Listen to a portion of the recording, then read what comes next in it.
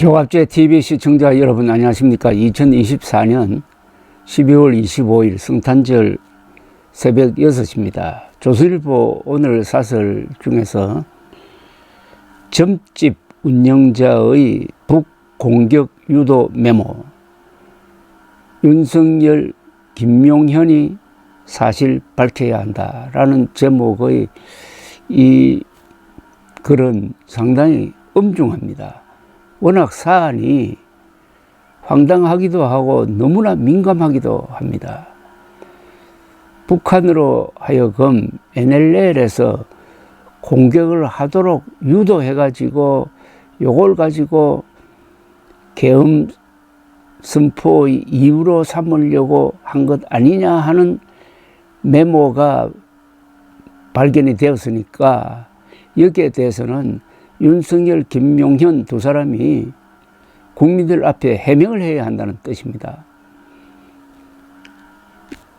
이 사실을 소개를 해드리겠습니다. 경찰이 비상계엄 내란 혐의로 구속된 노상원 전 정보사령관의 점집에서 NLL 북방 한계선에서 북의 공격을 유도한다, 오물풍선 등 메모가 적힌 수첩을 확보했다.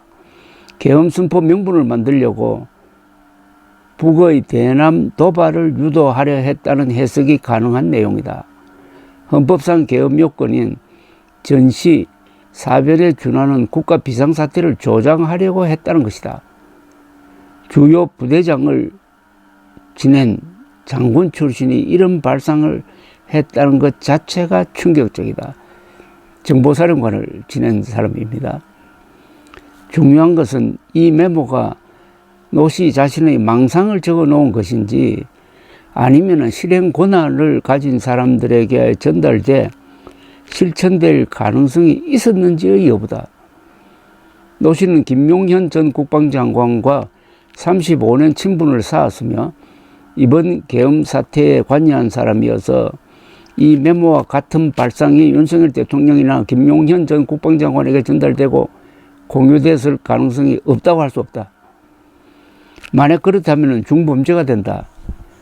국가 존립에 해를 끼치는 외환죄는 최대 4년까지 처할 수 있다. 국가의 군사상 이익을 해쳐도 무기징역이 가능하다. 특히 NLL은 국군이 2차례 연평해전과 천안함 폭침 등을 겪으며 피로 지켜낸 곳이다. 민주당은 김용현 전 국방장관이 오물풍선의 원점을 타격해 북한의 도발을 유도하려 했다는 의혹도 제기하고 있다.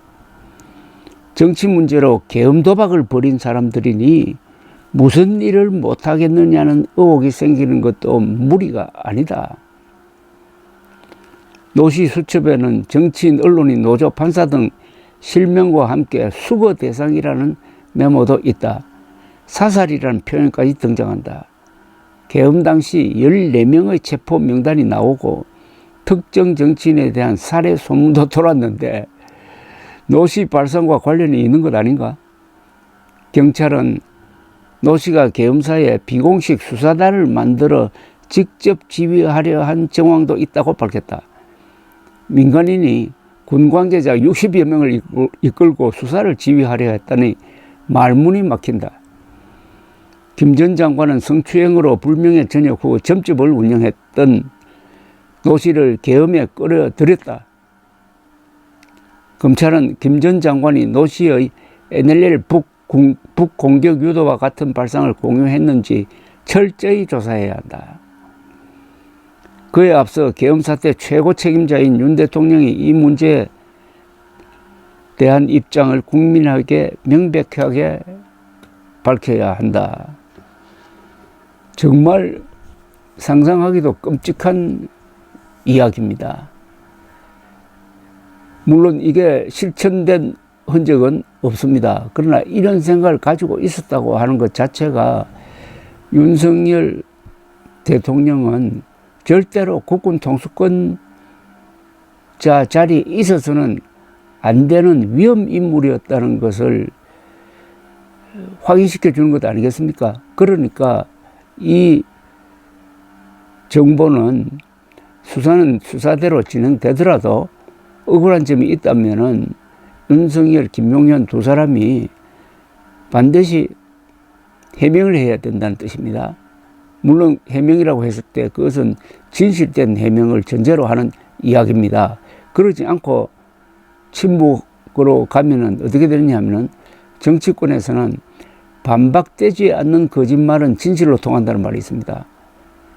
반박을 하지 않으면 이게 사실이라는 게 됩니다. 시간이 지나면은 사실로 굳어져 버립니다.